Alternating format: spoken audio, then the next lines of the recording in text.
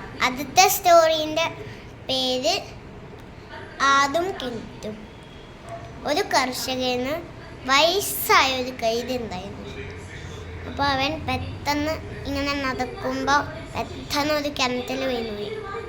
എന്നിട്ട് കൃഷിക്കാരൻ പറഞ്ഞു, എല്ലാവരും ഈ കൈതേനെ രക്ഷിക്കൂ എന്ന് പറഞ്ഞ്. എന്നിട്ട് എല്ലാവരും വന്നു. അപ്പോൾ ഈ കർഷകനെ തോന്നി, ഇതൊരു വയസ്സായ കൈതയല്ലേ, ഇനി ഇതിനെ കൊണ്ട് പ്രത്യേകിച്ചൊരു ഇതുമില്ല, ഇതിനെ ഇതിൽ തന്നെ ഇട്ട് മൂടിക്കളയാം. എന്നിട്ട് എല്ലാവരോടും പറഞ്ഞു, നമുക്ക് ഇതിനെ ഇതിലിട്ട് മൂടിക്കളയാം. അതിന് കുറേ മണ്ണിട്ട് ഇങ്ങോട്ടിടും.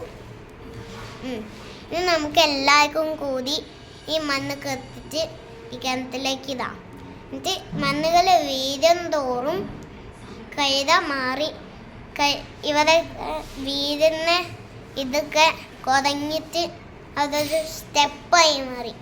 അങ്ങനെ കൈതേൻ്റെ ജീവൻ നല്ല ജീവനായി. പിന്നെ ശ്വാസം കിട്ടാൻ മനുഷ്യല്ല.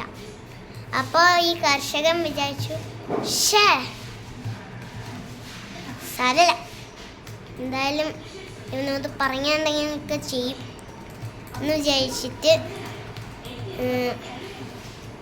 വിചാരിച്ചു സാരമില്ല.